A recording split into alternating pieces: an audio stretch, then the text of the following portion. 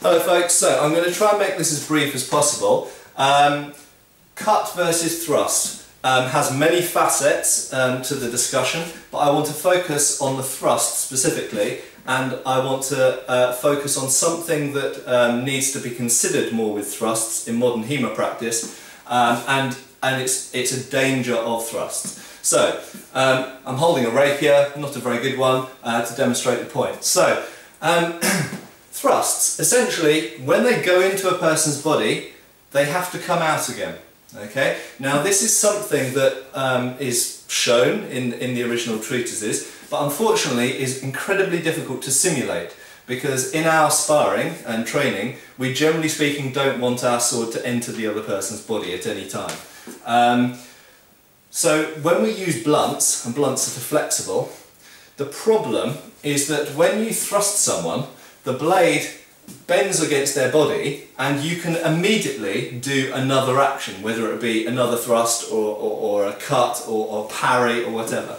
However, in reality, if your blade goes into the person's body, in that second that your blade is in their body, you can't really do an awful lot with a sword. You might possibly be able to lift the hilt up to protect yourself from a single time cut at your head or something like that, or perhaps protect your arm slightly by pushing the hilt to the side.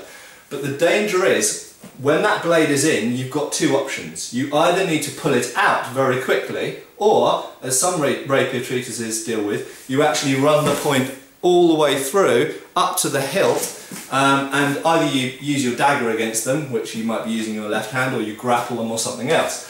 And different manuals have a different opinion on whether you should poke and pull out, or poke all the way in and run it up to the hilt. Okay, because they recognise that this is an issue. When your blade is in the person's body, you're a bit defenceless. You are basically defenceless in that second.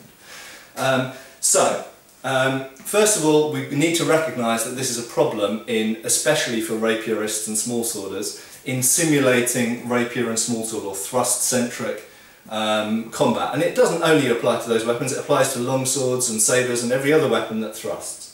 Okay, so something to think about. I'll probably talk about this more at some point, and if you want examples of people suffering as a result of this problem of the blade being in someone's body, then have a look at D.A. Kingsley's book, Swordsmen of the British Empire, because it gives lots of examples of that.